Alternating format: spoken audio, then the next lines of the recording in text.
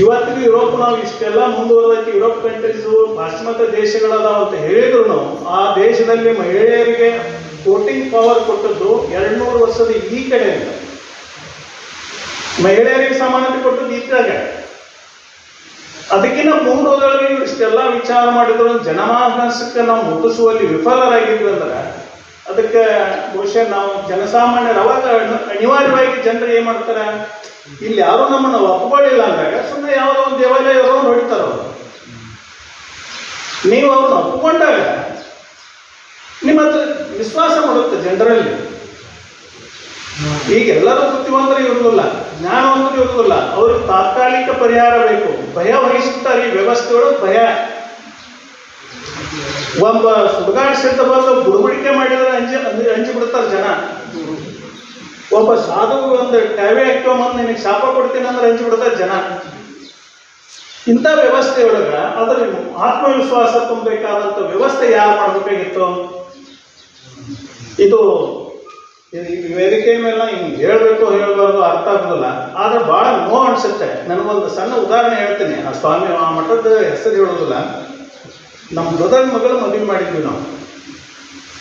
ಅದು ಬಸವ ತತ್ವದ ಫಾಲೋ ಮಾಡ್ತಕ್ಕಂಥ ಮಠನೇ ಅದು.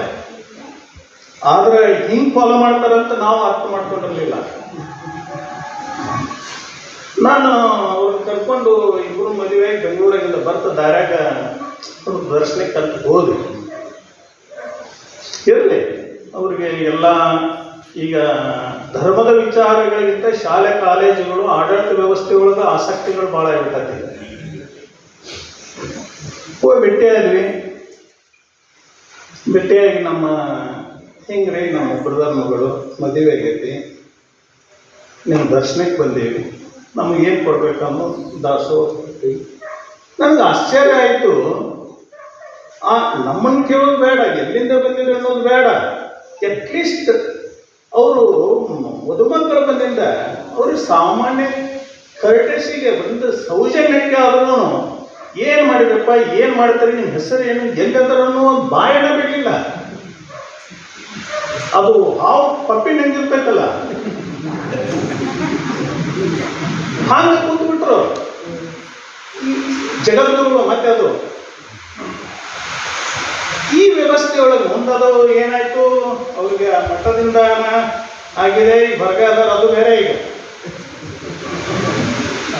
ಈ ವ್ಯವಸ್ಥೆಯೊಳಗೆ ಈ ಧರ್ಮ ಬೆಳೆ ಅಂದ್ರೆ ನಾವು ಏನು ಬೆಳೆಸಲಿಕ್ಕೆ ಶಕ್ಯತೆ?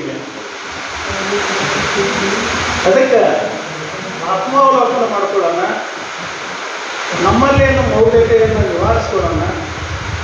ನಾವು ಎಲ್ಲರೂ ಏನು ಮಾಡ್ತೀವಿ, ಭಾಷಣ ಮಾಡ್ತೀವಿ, ಹೋಗ್ತೀವಿ, ಮತ್ತೆ ಮುಂಜಾನೆ ಮನೆಗೆ ಹೆಣ್ಮಕ್ಳು ಒಂದು ಎಡಿ ತೊಗೊಂಡು ದ್ಯಾಮೋಗ ತಲ್ಲೋಗ ಮಲ್ಲಾಗ ಹೋಗ್ತಾಳ. ಇದರಿಂದ ಏನೂ ಸಾಧನೆ ಆಗೋದಿಲ್ಲ. ಅಟ್ಲೀಸ್ಟ್ ನಮ್ಮ ಮನೆ ಸುಧಾರಿಸ್ಕೊಡೋಣ, ನಾವು ನಮ್ಮ ಮಕ್ಕಳು ಸುಧಾರಿಸ್ಕೊಡೋಣ. ಇವತ್ತು ನನಗೆ ಹೆಮ್ಮೆ ಇದೆ, ನನ್ನ ಕುಟುಂಬದೊಳಗೆ ನನ್ನ ಮಕ್ಕಳು ಯಾವ ದೇವಸ್ಥಾನಕ್ಕೂ ಹೆಜ್ಜಿರೋದಿಲ್ಲ.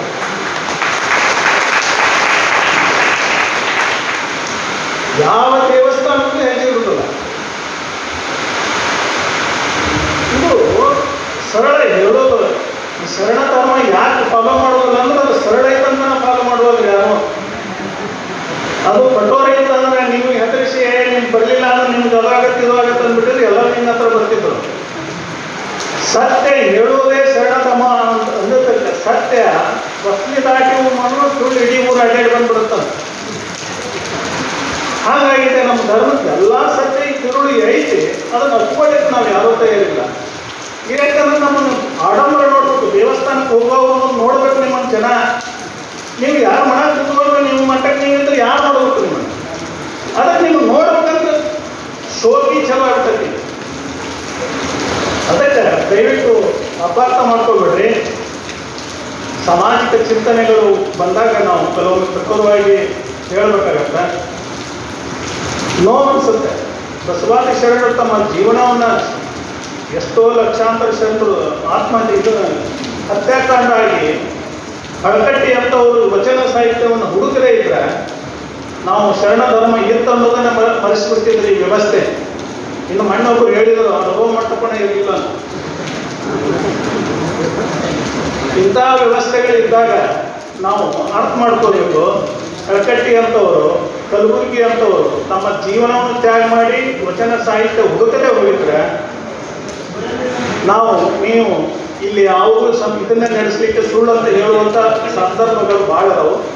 ಅದಕ್ಕೆ ದಯವಿಟ್ಟು ನನಗೆ ಇಲ್ಲಿ ಅವಕಾಶ ಮಾಡಿಕೊಟ್ಟಂಥ ಬಸವಾನಂದ ಸ್ವಾಮಿಗಳಿಗೆ ಅವ್ರು ಏನಾದರೂ ಶ್ರಮ ಏನಾದರೂ ಇದ್ದರೆ ದಯವಿಟ್ಟು ಇದನ್ನು ಮತ್ತೊಂದು ಅವ್ರು ಏನು ಶ್ರಮ ಪಟ್ಟಾರಲ್ಲ ಅವ್ರು ಶ್ರಮ ಪಟ್ಟಾರಂತ ಇಷ್ಟೆಲ್ಲ ನಮಗೆ ಅವರು ಪ್ರೀತಿ ವಿಶ್ವಾಸ ಐತೆ. ಇದನ್ನು ಹಿಂದೆ ಪೂರ್ವಜರು ಯಾರು ಸ್ಥಾಪಿಸಿ ಹೋಗಿದ್ರಂದ್ರೆ ಅದು ಇಷ್ಟು ಬರ್ತಿರ್ಲಿಲ್ಲ. ಅಪ್ಪ ಗಳಿಸಿದ ಆಸ್ತಿ ಮ್ಯಾಗ ಮಗನ ಜಾಸ್ತಿ ಕಾಳಜಿ ಇರುವುದಿಲ್ಲ. ಹಂಗ ಅವ್ರು ಸ್ವಂತ ಪರಿಶ್ರಮದಿಂದ ಗಳಿಸ್ಯಾರಂತ ಇಲ್ಲೆಲ್ಲ ನಾವು ಒಂದು ಪ್ರೀತಿ ಬರೆಯಿರ್ತಾರೆ ಎಲ್ಲರಿಗೂ. ಮುಂದಿನ ಅವರು ನೆಕ್ಸ್ಟ್ ಅವ್ರ ನಂತರ ಏನು ಮಾಡ್ತಾರೆ ಅನ್ನೋದು ಪ್ರಕೃತಿಗೆ ಬಿಡೋಣ ಅಷ್ಟೇ. ಅದ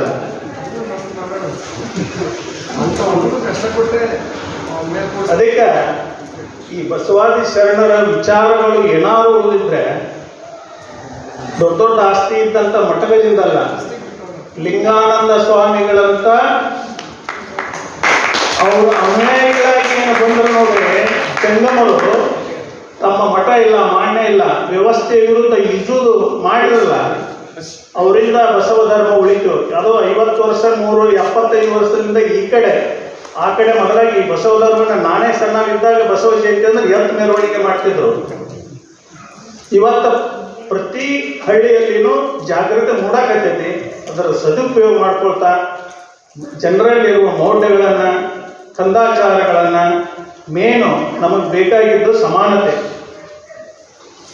ಎಲ್ಲಿ ಸಮಾನತೆ ಇಲ್ಲ ಬಸವನ ಇವರು ಅಂಬೇಡ್ಕರ್ ಒಂದು ಮಾತು ಹೇಳ್ತಾರೆ, ಯಾರೋ ಹೇಳಿದ್ರಂತ ಅವ್ರಿಗೆ ದೇವರ ದೃಷ್ಟಿಯೊಳಗೆ ಎಲ್ಲರೂ ಸಮಾನರಂತ.